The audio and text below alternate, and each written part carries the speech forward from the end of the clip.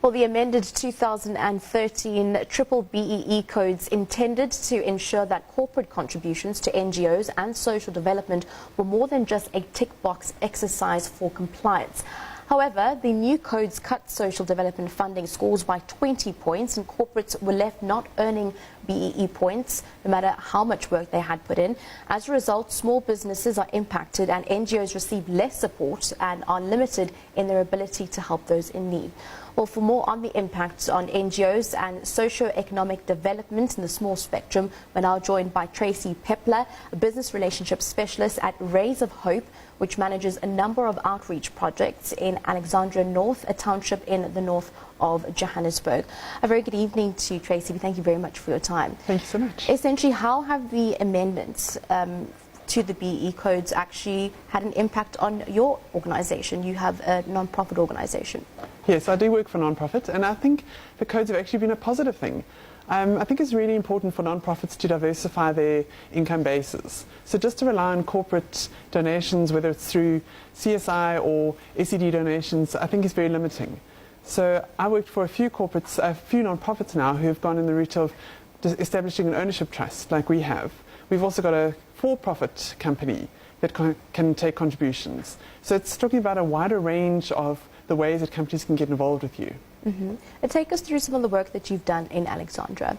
Rays of Hope has been in Alex for 27 years, so it's a really long time. It started just as a Saturday school, and we've since grown to 9 different projects. We focus on education, we focus on orphan and vulnerable, and work readiness skills development. So in the education space, we go from young to old, so ECD centres, school, the Saturday school, and tertiary opportunities. Orphan and vulnerable, we work intensively with families that are in the community. We don't take them out of the community, we work with them in the community and then enhance the skills of the community to look after orphan and vulnerable children within that community, because we feel it's far better than taking them out and having an institutionalized child. And then the work readiness and skills development is around, let's build some skills into people to help them start their own businesses or get employment. Do you think that the amendments are going to somewhat be a challenge and create a barrier for some of those small businesses in trying to, number one, actually get off the ground, and then two, trying to be sustainable? I think it's a really good opportunity, actually, because I think that companies are looking to find new small businesses, black-owned businesses, that they can support. So to have a small business that, whether it's supporting a non-profit or supporting a young entrepreneur in his life, it's a nice opportunity, because enterprise development is quite a big portion of the codes. Companies have to invest in that. They don't just have to invest in the charity side. So there's a good opportunity to support small businesses, and we're not focusing specifically on developing small businesses yet. It might be something we go into, but we do want to look at equipping people with skills that can then help them launch a small business, and then probably partner with an expert who can do that properly. Yeah, of course, speaking of experience, you've had many years of corporate experience, also including the skills of business strategy to project management, education, training, and also the process of re-engineering. What would your advice be to other NGOs and NPOs? I think the biggest thing that I've seen that seems to work is to diversify where your income is coming from. So you can't rely on one corporate. When we, even as an organisation ourselves, have been pretty hard hit this year because the economy's been down, so the standard donations have been down, and we've felt it really hard. And we're just at the beginning of putting our BE strategy into place. So we're at the point now that we have a trust, that we've got a for-profit company, that we've got the various options, but we didn't have that before. So now we can actually go, we don't have to just rely on donations, because that's a scary place to sit if you're just relying on donations, because they can come and go so easily that it can be a problem. And there are other companies that are said to have lost points now due to the amendment. You know, what sort of impact does that have on them, that no matter how much work they do, essentially they don't really get those points back? The points are differently allocated. So I think it's up to the non-profits to go, where are the points being allocated now, and how do we maximize that? Because you can just get some for SED, but that's not really involving the company necessarily. That's a handout. If you actually want to partner with a company properly, and that's what we try and do, is we try and partner with our companies that we work with, go, well, how are the skills of the industry that they're in? How can we use that? So if we can raise people and put them into their companies to get experience, they can get points for doing that, because that would be an internship. And that's a totally different set of points, but it gives experience to a young person who wouldn't have had it before. Yeah. So it's about looking at a better partnership, not just a handout. Now, earlier you were speaking about saying that now necessarily you don't have to be only relying on handouts and donations, but take us through some of the other challenges that NPOs still are facing.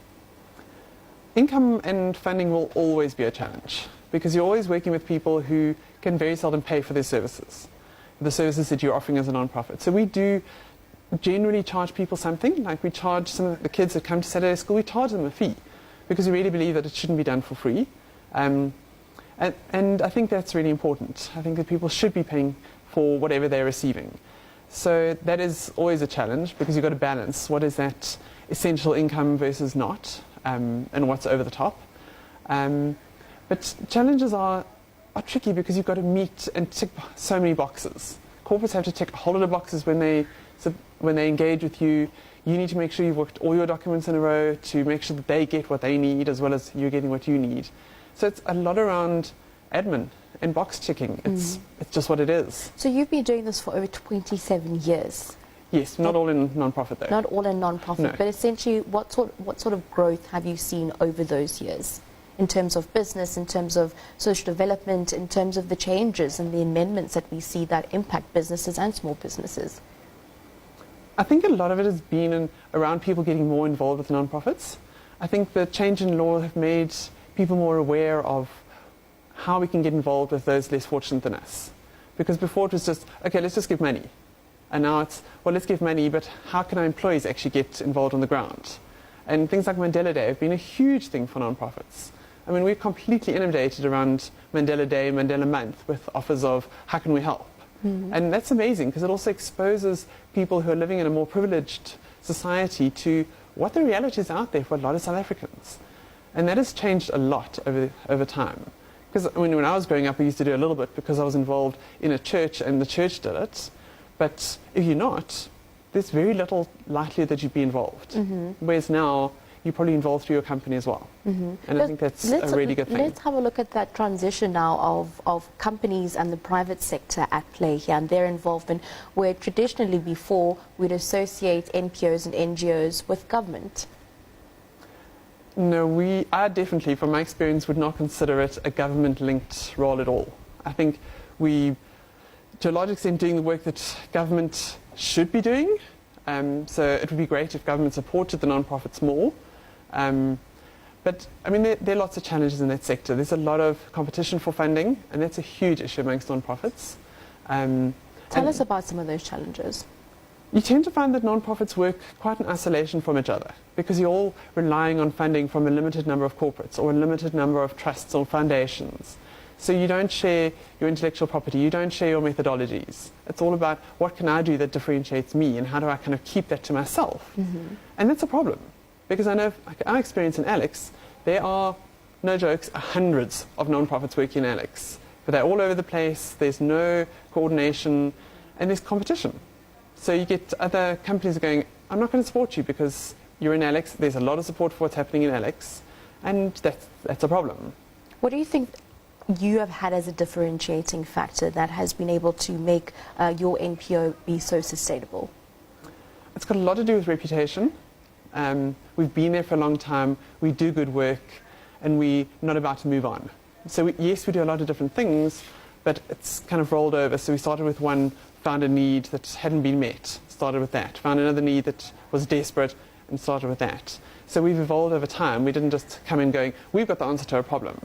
And I think that's had a huge amount to do with it. Definitely. We thank you very much for your time this evening. That was Tracey Peppler, Business Relationship Specialist at Rays of Hope, on BE and its impact on socio-economic development as well as on NGOs. We'll take a short break here on SABC News. Do stay tuned to watching The Full View.